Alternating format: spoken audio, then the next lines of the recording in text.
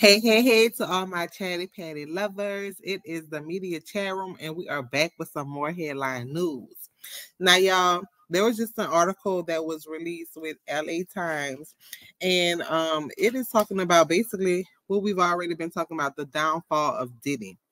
Yes, so it's a very long article to all my chatty patty lovers out there who still like to read and don't like to just go off the words of some of us commentators. There's this article that you can actually read them break down how the downfall of Diddy is going down. Now, y'all know 50 Cent have been trolling Diddy, and he keep everything, every time something comes out, he's the first one to post about it. Actually, this is one of the articles that he posted too, letting y'all know it's out there, so check it out. And actually, it can kind of be almost like a script or the outline of something that somebody like 50 Cent will be touching on in his documentary if he ever really do it. Now, he's been saying that he's going to do it, but we don't know if he's really going to do it or if it's just like a trolling thing. Because, you know, a lot of times with 50, it's all about marketing. However, in this instance, I think it could be true.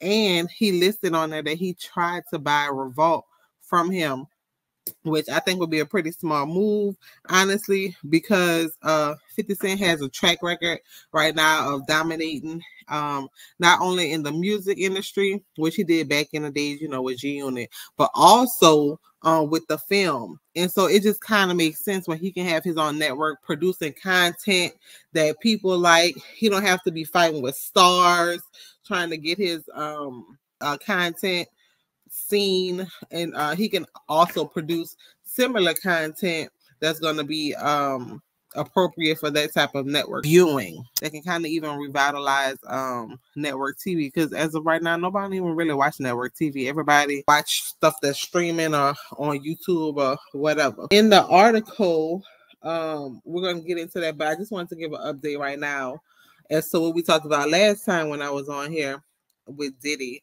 We talked about those four lawsuits that has been filed against him. One of them was Cassie, as we already know. That one has been settled. And then there was the three other ones, the ones with Joy Dickerson, another one with the lady who was like, oh, I'm a white lady. And then the other one with the girl who was 17 at the time that she experienced actual assault from Diddy and former president of Bad Boy, Harv Pierre.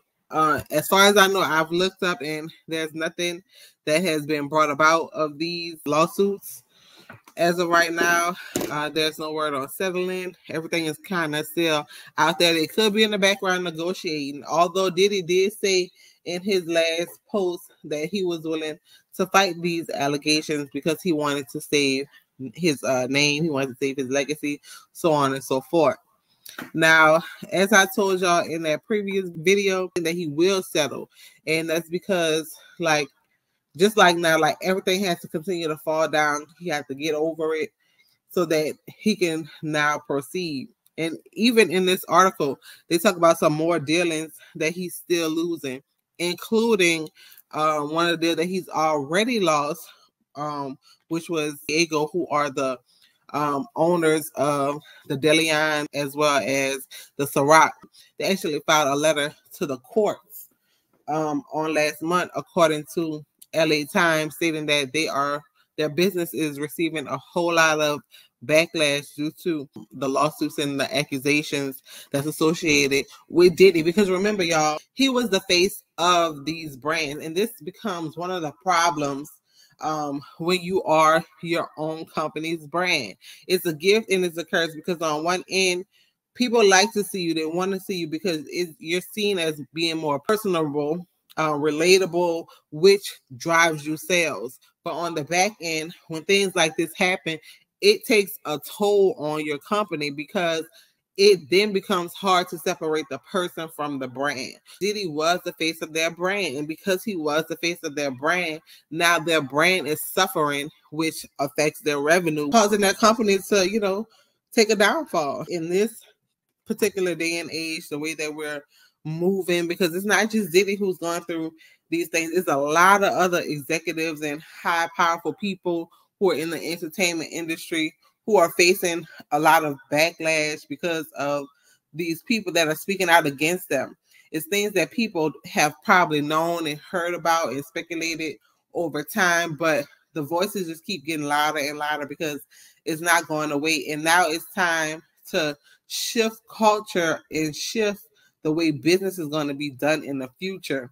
And whoever has businesses out there that's in these type of industries, I'm sure they are probably in the back room scrubbing their policies and procedure, how they're going to be handling certain things when it comes to talking to talent, all this kind of stuff. Because even Jessie Wu, who is a former Wild 'N Out girl, she was just speaking the other day, yesterday or day before, on Nick Cannon and that whole work environment that he basically kind of set up because of how he dealt with the people who he was working with on a personal level, not being able to separate it, which then trickled down to the people, the talent that was hired to actually perform the jobs on Wild 'N Out. We could get into that later because I actually did want to talk about that because, he probably be another one who can be sued because, not protecting people in the workplace. And because this happened years ago, it could be past the statute of limitation. However, it still goes to show that when you are in these higher places, you have to take responsibility and accountability to the people who you are staffing. It's good to be a boss. Everybody wants to be a boss. However, when much is given, much is required, and you have to be able to assume responsibility and be able to take these roles seriously because it can jeopardize your business. And you have to be what you preach. So if you want to have an environment that's going to protect people, not just women, because, men are actually assaulted too. If you want to protect them in the workplaces, you want to establish these type of environments, then you have to follow your own rules. You can't be fraternizing with the people who you're hiring. It needs to go kind of back to the NBA and the NFL clause. Players can't associate with the cheerleaders and the dancers and stuff like that. Like those type of clauses have to be put into place so that it can protect as much as possible. Everything won't eliminate everything. However, what you're doing when you're building policies and stuff like that is you're mitigating the risk for things like that to happen. You're trying to prevent it to the best of your ability. And because we live in an imperfect world, it's never going to be a thing where it's eliminated 100%. And that can give you accountability as an employee for things happening, as well as us as a company for having things happen to where, like, if you bring it up to me, it's then my responsibility to create some type of action in order to recultivate this workspace. However, if you're messing with your boss and I don't ever know it, me as a company, I've already established those rules that this shouldn't be going on because you signed your agreement, she signed her agreement. Therefore, y'all shouldn't even be together in the first place. So that protects me as the company. And so because I'm following my own rules, I'm expecting the people who are under me to follow my rules as well. Some of this stuff has happened in the past, which is what we're seeing now, things coming up from the past. And that goes to show you too, like they said, you can't run from your past. It's always there. But back to the article. Behind the calamitous fall of a hip-hop mogul, Sean Diddy Combs. It starts with the Love album. How previously when he brought in all these executives and all these people in to kind of, do a listening party. And then 7 months later, him being hit with these 4 lawsuits that basically changed everything. And then the history kind of his past and the way that he have been doing business and the things that have been underneath the sheets of Sean Diddy Combs. And nobody was, even though people were saying it never rose to this extent. And one of the first people that they talk about is Kevin Burrows. He was a co-founder of the Bad Boy Entertainment in 1992. And he worked as the president, in which he was fired In 1997, he says that Diddy forced him to give up his shares of Bad Boy, although he was one of the founders. Now it goes on to talk about in 1991 how there was a crowd stampede for some type of party that he threw that ended up killing 9 people that has not really been talked about, and there was actually no charges or lawsuits that were filed.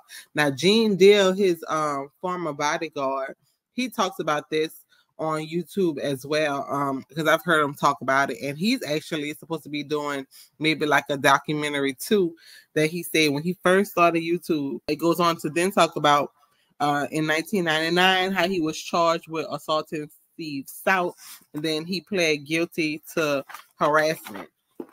Then in that same year, that was when him and J-Lo had the nightclub incident. He was acquitted of the gun possession, and Shine actually ended up being charged with battery in possession of a gun, giving him 10 years in prison. In 2015 incident where he attacked his son Justin's football coach with a kettlebell. Charges that were filed were eventually dropped. In 1994, how there was this incident that happened in the Bad Boy office between Diddy and a former Bad Boy worker, where he physically assaulted her. 2017, Diddy's former chef also sued him. Her name was Cindy. Is it Ruda? She was his private chef, and she sued him because she was denied overtime and falsely accused of theft. She said that she was regularly summoned to prepare and serve entrees and appetizers to Diddy and his guests while engaging in actual activities or immediately after. Now, in 2019, one of his exes, who he was together with for 5 years, her name was Gina. I guess her last name is pronounced like Hugh. She did an interview with Tasha K, and it's still up there. She's the person who actually was going back and forth with Young Miami a few years ago, stating that she was pregnant. He made her get an abortion. He used to beat her and basically like stomp her. It goes on to talk to an attorney by the name of Dr. Ann Oliveris, who specializes in domestic and sexual harassment cases. She goes on to explain it was actually Genius by naming his companies in the lawsuit because it decreases his insurability. So that forces kind of like the board to look at him to determine if they want him to continue to be a part of these executive and director leadership. On November 8th, Dawn Montgomery, who had a show on Revolt called Monuments of Me, she announced that she was leaving Revolt because she has a show that uplifts Black women, and some of the topics that she would be talking about in the future was sexual assault, because she is a victim of sexual assault herself, and she could no longer be underneath that television programming, knowing that the head of the company have these allegations. Although this stuff is happening right now, before these allegations came about, he was already starting to struggle in some of his deals that he had. One of the deals that they listed specifically was it was a planned acquisition for $185 million that was going to be a cannabis retail and reproduction facility, and it was supposed to be in 3 different states, and that was his deal with Cresco Labs and Columbia Care. But sometime during the summer, they all decided to terminate the agreement to move forward. In May, Diddy was sued by DeLeon for breach of contract. Then Macy's also, they publicly announced that they were dropping him just a few weeks short after the lawsuit started coming out, but they stated that they were already phasing out some of his collection, and so they were no longer looking to do any kind of deals with that brand anymore. And then y'all, Hulu came in and said, pump the brakes, y'all. he had this reality show coming out. I guess it was going to be kind of set up like the Kardashians. It was going to be Diddy plus 7. So I started counting on my fingers. Yep, he got 7 kids. So it was going to be Diddy and his kids. I guess him living a single life, being a single father, as well as being single. And he probably was going to have his mama on that too, y'all. Because, you know, that's a little styling. That's a little setup. Kind of how like the Chrisleys did it. You know, the Kardashians, all of them, they basically, besides Courtney and I, they all single mothers, single parents or whatever, just doing the damn thing. So I guess that was going to be his little style and setup, him raising his kids by himself. But they went ahead and pumped the brakes on that, cut by the cord, not happening. Then Motown Records also, they talk about in here how they also wipe their hands clean with Diddy. Motown Record, who have distribution underneath Universal Group for the Love album, they state that they have reverted the publishing and all the rights and stuff back to Diddy, and they are no longer in business with him. So that is how the downfall of Diddy is looking right now. All these companies are pulling out in order to save their companies because he have accumulated his wealth for being a businessman and going into business with these people because one, he's able to promote them. Two, he's able to use his audience to make them visible, to then hike in the sales. He's also able to, I'm sure, you know, go in there on the back end. So that's how he was probably getting a lot of his money because Forbes in, I think, 2022 maybe, or 2023, I can't remember, one of those years, they talk about it in an article how they estimated that he was earning $90 million a year.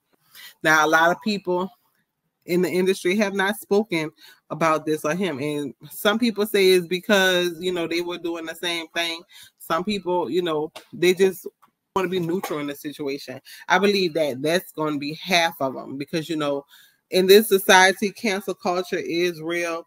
You cannot say one thing without people trying to say you said something else because if they speak on just the way of knowing him as a person, you know, it's not going to be the same that someone who he actually was assaulted by or actually intimate with, they're not going to see him in the same light. So that's probably going to get them to say, oh, I didn't know, or, you know, he was never that way with me. And it doesn't give you a clear picture as to who this person is because obviously you're dealing with multiple faces. So, yeah, the downfall of Diddy is going to be continuing, and there's going to be a lot more to come. It's just now people just tired of the phone and baloney. They're ready for people who have really hurt people to be exposed and not allow your power, your riches, your money to separate you from everybody else. Because at the end of the day, money is paper. And we are all actual humans, and we shouldn't be dominated by money and power and feel like our jobs, our day-to-day lives are at risk just because people with money have a different level of access to things. You can have your level of access to things, but on a human level, I shouldn't be, or no one else should be vocally deprived to let other people know what's going on because you have more power than that other person and you have the means to be able to make things happen behind the scenes. So again, with the downfall of Diddy, it's going to be the downfall with a lot more people. Now, the effect may be different in terms of how much they actually lose. And I think it's going to be dependent upon how visible they are because Diddy is on people's screen 24/7. And this is one of the things that Suge Knight was talking about when he said, you know, if you want to be an artist and you don't want your executive or whatever he said in your music video, come to that row. And that same thing, like ever since then, he's still been on the screen because he want to be the artist, he want to be the producer, he want to be the writer, he want to be the director, he want to be everything, which requires him to be in more people's faces, which requires him to be visible, and it affords him more money because that gives him more eyes, more audience, and now people want to put more money in your pocket. And so now are the days that all this stuff is beginning to catch up with you because of some bad decisions. Even, so a man thinking, so is he. So shoot, if you thought about committing a lot of those crimes that you probably did, you might as well did it, because when you thought about it, you committed the act in mind, and you probably didn't ask for forgiveness. So either way, it's just a ripple effect. Your thoughts really, really show who you are. And when you act upon those thoughts, that show what you're capable of doing.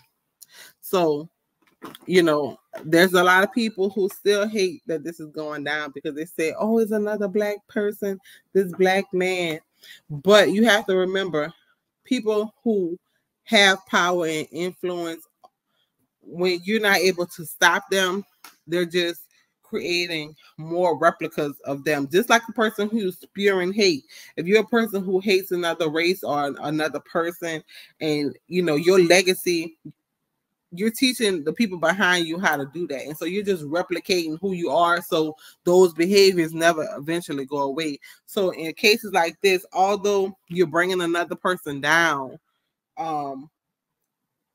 you're also killing everything that's behind them too, because now you have to change. Now it's something, those demonic spirits and them demonic things that you were teaching, how things should go, it has to die, because things change with the culture. Now, there's some things that we're doing now that 10 years from now, people are going to be looking at me like, hey, they wasn't supposed to be doing that. And they're going to get caught too. So that's just the way of the world. I'm glad I was able to come on here, y'all, and chit chat with y'all. It's something a little different, something that, I'm going to be giving to my members only, so that you guys can, have more of thoughts of what's going on in my mind, how I think about things, breaking the headline down, because when I'm doing the other videos, it's just giving information. And now we'll be able to get behind the headlines and give actual thoughts and opinions of our own, and learn from each other through these conversations too, and applying them to real life, because it is real life. Although these people are celebrities, they're real humans, and it's things that happen to them that happen to us as well. It may not be to the same level or degree, nonetheless, it's happening because we are human. And so I want to be able to go behind the scenes, break things down. We could gossip about it, chat about it, have real conversations about it, however y'all want to do it, because, we here together, and I want to be able to create and curate content based off of the way y'all want to be able to do it. That's the thing about this too. And y'all, I'm going on a rant, but I like to talk. I'm a chatty patty by nature. I'm going to leave it right there. So y'all already know. Thanks for listening to the video. Of course, as always, y'all hop in the comments. Let me know what y'all thoughts are, what you think about the situation. What's something that that you want to share? Maybe you can give me information to look up and I can bring it to the people. Just let me know. So y'all, this was Behind the Headlines with the Chatty Patty. And that's going to be all for now. I enjoyed talking to you all. Talk to you later. Bye.